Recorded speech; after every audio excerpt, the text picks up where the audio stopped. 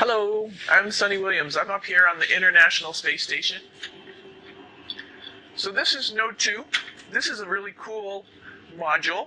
Of course, most of these modules you'll see they have four sides, and they're put together. That way we can sort of work on a flat plane, either a wall, a floor, another wall, or the ceiling. But again, all you have to do is turn yourself and your reference changes. The reason I'm bringing that up is because this is where 4 out of 6 of us sleep. And so people always ask about sleeping in space. Do you lie down? Are you in a bed? Not really, because it doesn't matter. You don't really have the sensation of lying down. You just sit in your sleeping bag. So here's one sleep station right here. I'm going in right now. You can follow me if you want. So I'm inside. It's sort of like a little phone booth, but it's pretty comfy. I've got a sleeping bag right here that we sleep in, so we don't have sort of like a little bit of a cover. We don't fly all over the place. But you can sleep in any orientation. I have it feeling like I'm standing up right now, but like you saw, I'm on the floor. But it doesn't matter if I turn over and I sleep upside down. I don't have any sensation in my head that tells me that I'm upside down, so it really doesn't matter. The sleep station is also like a little office. We've got a computer in here. As you can see, we've got a couple little toys. I've got some books. I've got some clothes and other things that make it sort of like home. I'm coming out. And just for reference, that's one sleep station. This one's another. Right here. There's one on the ceiling, if you want to call it. Right here. And then there's a fourth on the other wall over here. So all of us sleep in a little bit of a circle. All right, come on back. There's more to show you.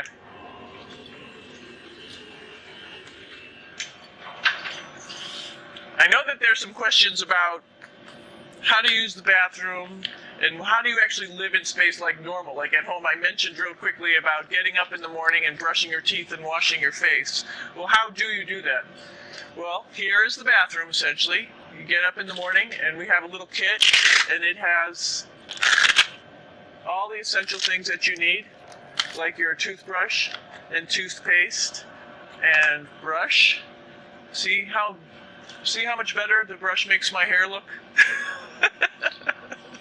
I'm just joking. It still stands up straight. It doesn't matter where you are. It's always going to stand up straight while you're up in space. A lot of people ask about toothbrush and toothpaste. So, luckily enough, toothpaste, you can do it upside right this way, is sticky, and so it sticks to your toothbrush. No problem. Another cool thing is that water sticks to your toothbrush too. If you can see it, I'll have some water come out. Water is pretty neat up in space. It'll stick to your toothbrush, and it will make a big bubble. And that's just by surface tension. And then you can drink it. So a lot of people ask about what do you do with the toothpaste after you brush your teeth.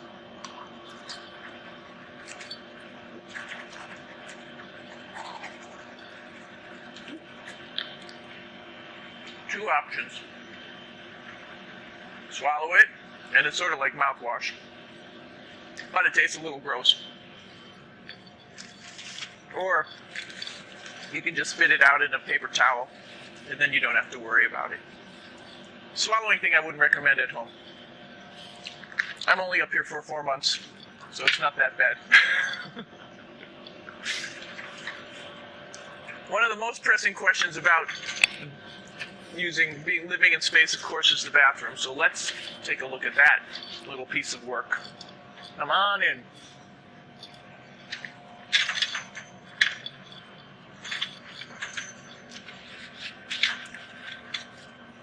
Here we are at the throne.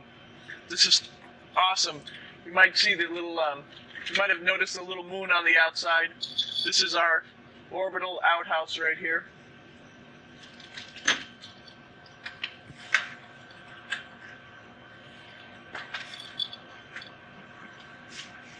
And of course, it serves for two functions. Number two, right here. I'll show you.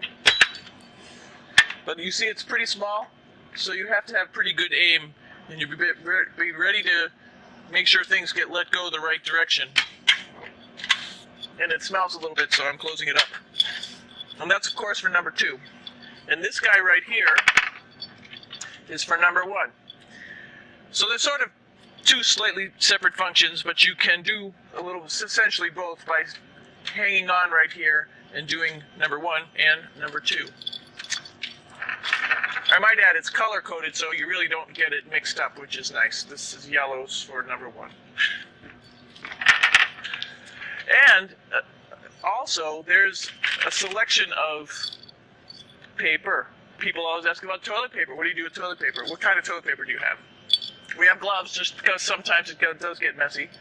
We have some Russian wipes, which are a little bit coarse if you like the coarse type of toilet paper. We have some nice tissues, which are nice and soft if you like soft toilet paper. We have Huggies, just for any cleanup. You know, we were all babies once, and this sort of helps. And then if things get really out of control, we have disinfectant wipes, just to make sure we clean up here. Because, you know, just like the water I showed you, the number one stuff can sort of go all over the place if you don't aim correctly. And did I mention both of these have a little bit of suction, so they should keep things going in the right direction. But, like I said, sometimes things get a little out of control if you are out of control yourself flying around. So we have lots of protective stuff. And of course, you do have your privacy. There's a little door, so other people know that you're in there. Here's a pretty cool place. This is sort of like in your house where everybody meets in the morning. After you wash your face, brush your teeth, you want to find something for breakfast. And this is our kitchen. You might notice there's all sorts of foods here. It's like opening the refrigerator. You got all your different stuff that you want to have: drinks, meats, eggs, vegetables, cereals, bread, snacks. And that's a good place. That's where you find all the candy. Side dishes, and then some little power bars just in case. So we have all this type of food. Some of it is dehydrated, and so we have to hydrate it, fill it up with water. Some of it is already made, and then all we have to do is heat it up. So something like this, I'm pulling out barbecued beef brisket. Pretty yummy. Not only is this food made in the U.S., but we also have food here from Japan. We've got Russian food. As you can see, all these red containers are filled with food that's from Russia. And then we get some of our specialty stuff, some things that we like, some of our favorite stuff that your family can send up. In fact, I like fluffernutters, and so I got sent up some fluff so I could make my fluffernutter with peanut butter. So you have a lot of food up here, no problems. Now, I want to say where we are. So right now, we're in the Japanese laboratory. It's one laboratory out of many here on the International Space Station. It's actually on the left-hand side. If I was International Space Station and I was flying through space like this, my left hand would be where the Japanese laboratory is.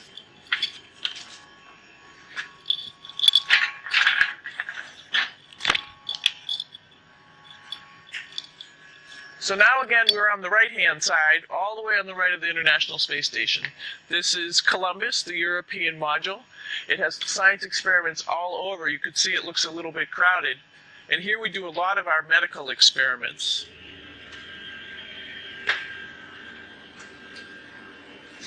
Here we are in the U.S. laboratory.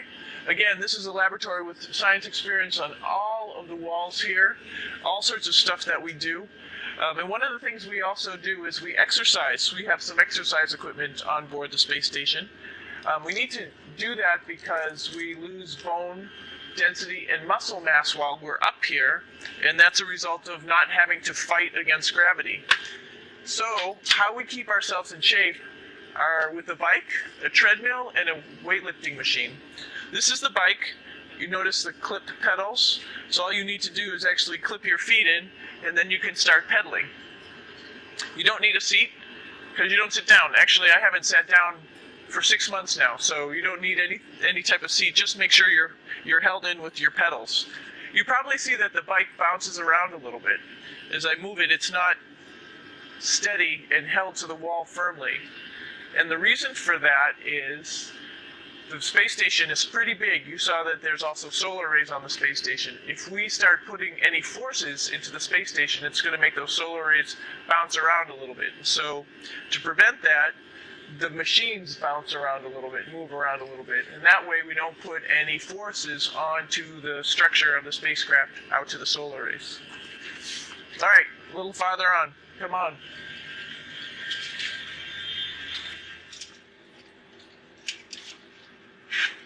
I'm here with my two buddies in the airlock.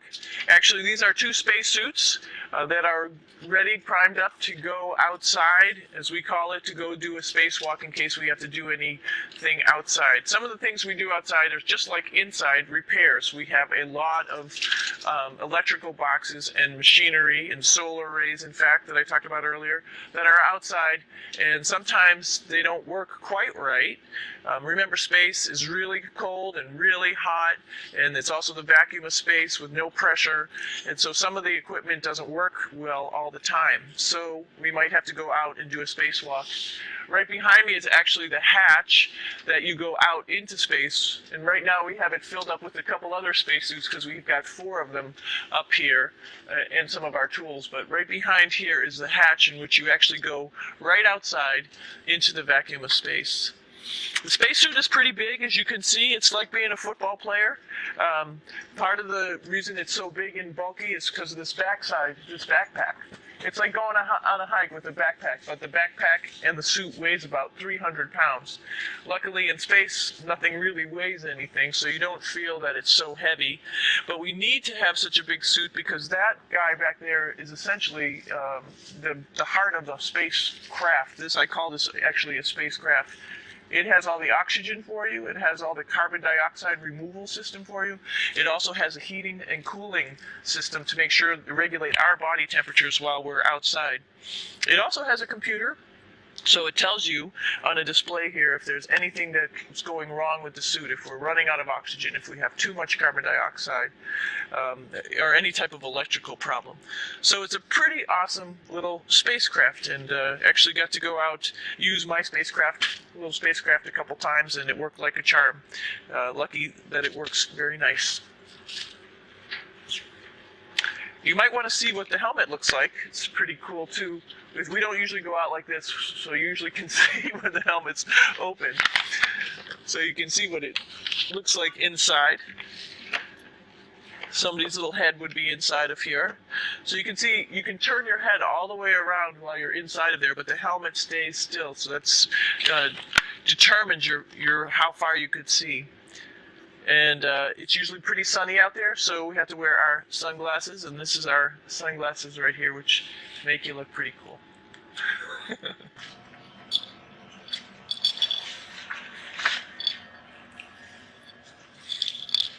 It's like a glass-bottom boat. This is the cupola. It sticks down below the space station. It's one of those places you find yourself hanging out in all the time because all you want to do is look back at our planet. I think some questions I had were about what do you do in your free time? And you can't help but want to just come to the cupola and look outside as much as you can. And a lot of folks, I play this game with myself about where we're flying over the Earth. Try to come in here and just guess. After being here for a little while, you can sort of figure it out. You can tell different cloud types over different continents. You can tell different soil types over different continents. So let's see. And then, of course, there's a lot of ocean. So usually we're over the ocean at first glance. I will tell you in just a moment where we are.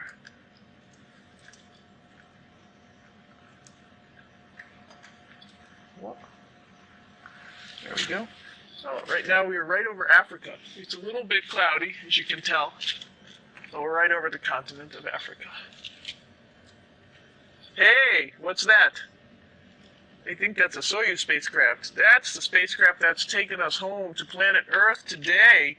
Oh my gosh. We might have to go take a look at that. That's pretty cool. It's a little bit smaller than the rest of the spacecraft, the space station, so you'll see if we go there, it will be a little bit more cramped. But you can look all the way back to the back of the spacecraft, which is where the Russian segment is, and then you could look all the way forward to the front of the spacecraft, where the Japanese laboratory, the European laboratory, and the American laboratory are, and then back to the solar arrays where we started this morning when we were looking out the Japanese window.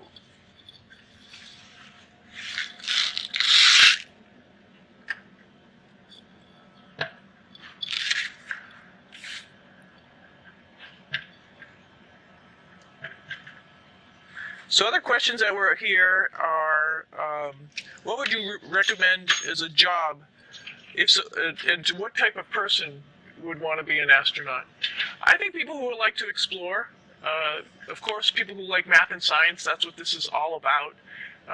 We have people in the office who are doctors, teachers, veterinarians, engineers, pilots, so all sorts of people become astronauts, and I think if you see it's just sort of cool, so I think people who like to do a little adventure and like to do cool stuff probably usually become astronauts. Hey, one thing I didn't show you, or I talked about but I didn't show you, was the exercise, another piece of exercise device, which is the advanced resistive exercise, and that's what this is right here. This is ARED, and you could probably see this bar. You just do a little bit of maneuvering here. Stand by. We have to set it up just like at any other gym.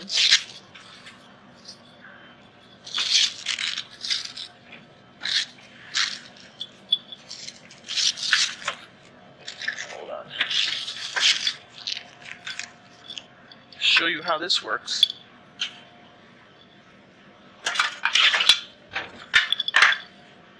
So you can see you can change your attitude just by going from one module to the next, going up from the cupola down here. This is what we call the ARED. And with this, you can lift weights based on vacuum in these cylinders, just like you do at home at a gym. For example, if I wanted to do a squat, I could do it like this. Oops. I'm putting some weight on this thing. I'm not lifting with anything, so it's too easy. One of the cool things you could do things that you can't do at home. For example, single leg squats with just one leg, because the other leg, you won't fall over. So all sorts of stuff. You can also do bench press. We have a bench that we could add on here, so you can work on your beach muscles.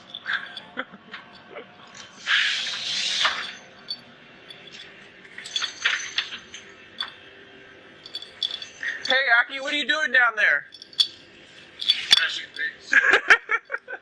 This is one of the cool things about space, too.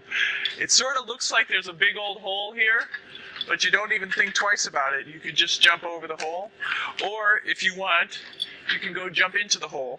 I'm coming down. Woo!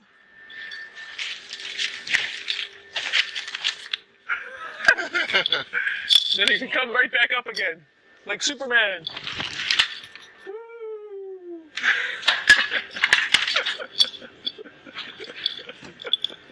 We're lucky we have a really cool big space station that you can fly around in. That's actually called the PMM.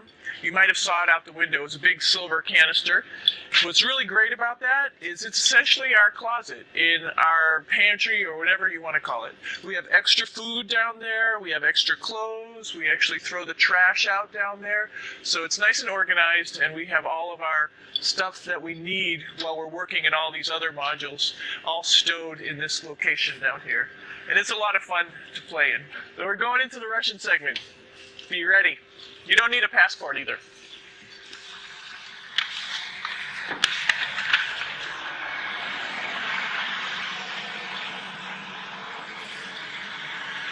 It goes a lot farther back than this.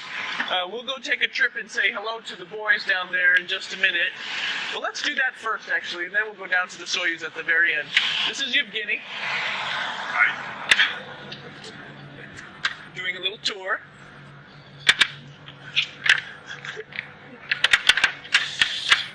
This is the FGB, and what's cool about this module, it is actually the very first piece of the space station that came up in 1998. The space station has been around for about now, manned for 12 years, but it's been up in space for about 14 years. And this was the very first. It is like the Russians' PMM. It has a lot of storage, as you can see.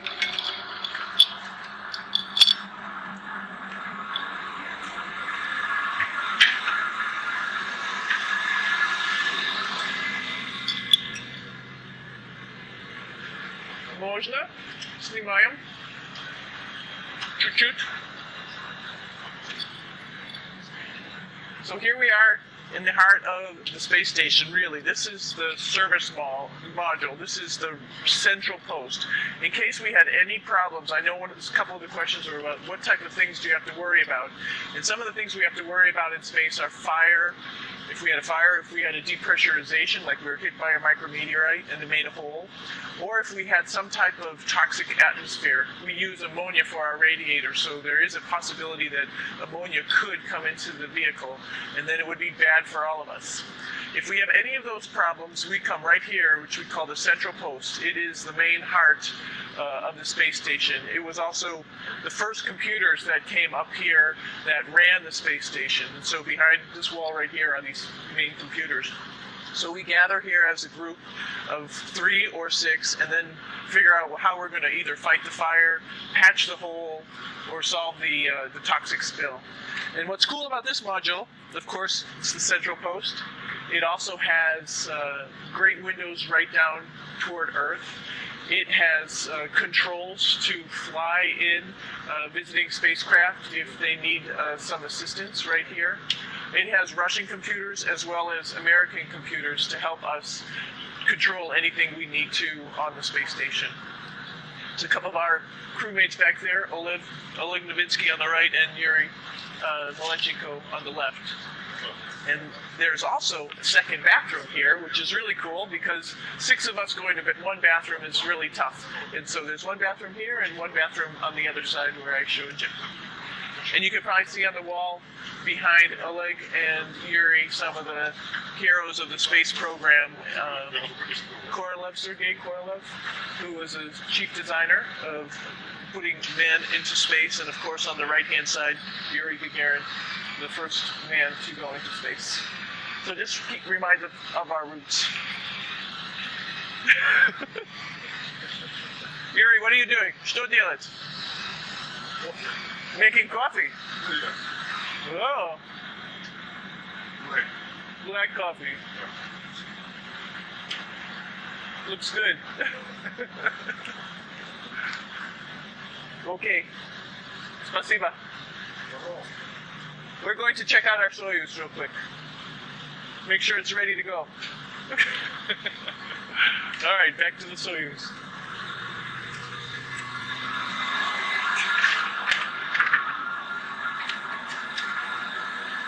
I'm going to stop here just for a quick second. You can see on the Russian spacecraft there's also other modules that stick out, down, and above. Right here is, let's see, I'm trying to be oriented. That's a place where we do spacewalks from for the Russian side. There's Russian spacesuits in here, and also a visiting vehicle which brought fruits and vegetables and becomes a trash container when we undock. Up on this side is also a future place where they're going to do spacewalks from, and connected to it is Kevin's, Oleg's, and Yevgeny's Soyuz spacecraft. And now let's go see ours. Whoa. Извините. No problem. Это пробка.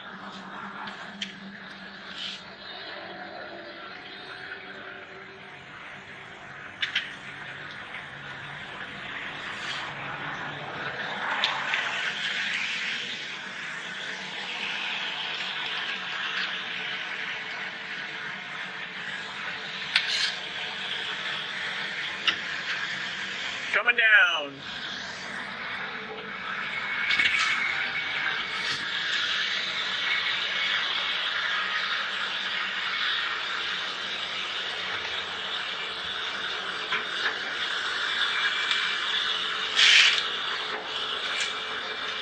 It's a little tricky getting in here.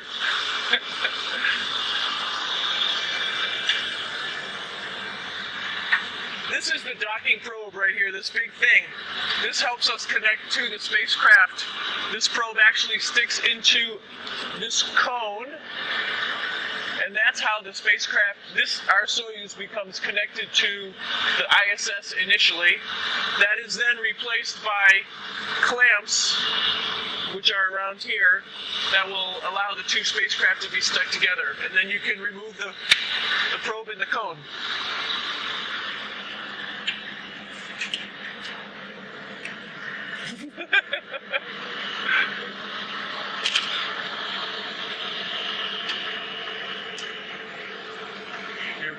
Alright, so here we are in the Soyuz. This is what we call the BET-O, the living compartment, Bytovoy Otsek in Russian. It also has a little bathroom. It's not as good as the other bathrooms, so we try not to use it too much. It has drinking water in it if we need something to drink. And then, of course, it's filled up with a lot of cargo for us. Bringing up and also bringing back down. It has a second purpose when it comes back to Earth. It serves as a garbage container. During the descent, we'll get rid of this area right here, and everything that's in it will just burn up as it's coming into the atmosphere, so that way we can get rid of a little bit of trash. But the main area where we were on launch and where we're going to be on descent is down here, because we're not part of the trash, so we're in a safe place. So we're in the descent module, SA. It's a little small, but you can get in.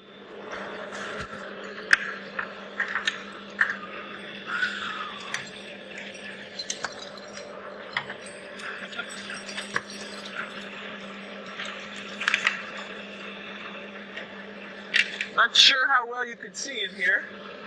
Hold on for a second. I'm going to turn it up this way, just so you can see the hatch, and you can see Kevin.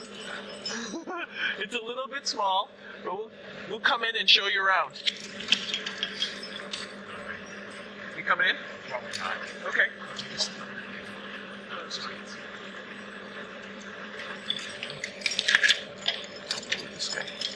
Got to move a couple things. We were just starting to get ready. We're preparing a couple days ago for our ride home. It's a little bit squishy, but everybody asks, how do you sit in the Soyuz? And you sort of sit in your seat like this. The seat is molded to your body, and so you can just sort of squish in here and be pretty relaxed. Everybody has a handmade seat for them. And then, of course, there's a control panel, and that's where we do most of our actions and work right here. There's hand controllers which you can fly the vehicle with, and there's a stick right here primarily used for communications when we're trying to talk to the ground. So 3 of us fit in here. Like I said, it's a little squishy, but somehow it seems like we all managed to get in here and fit pretty well, and it's a pretty safe ride home. You're probably wondering, what's all this junk behind us? Well, it's all of our parachute, first of all, and then it's all of our survival gear, just in case we end up landing in some strange place on the planet and nobody's there to rescue us right away. We have all sorts of survival gear with us, keeping us safe in here. So they've pretty much thought of everything. And we'll be home on the planet within the next 12 hours. Pretty shocking. Models popping bottles.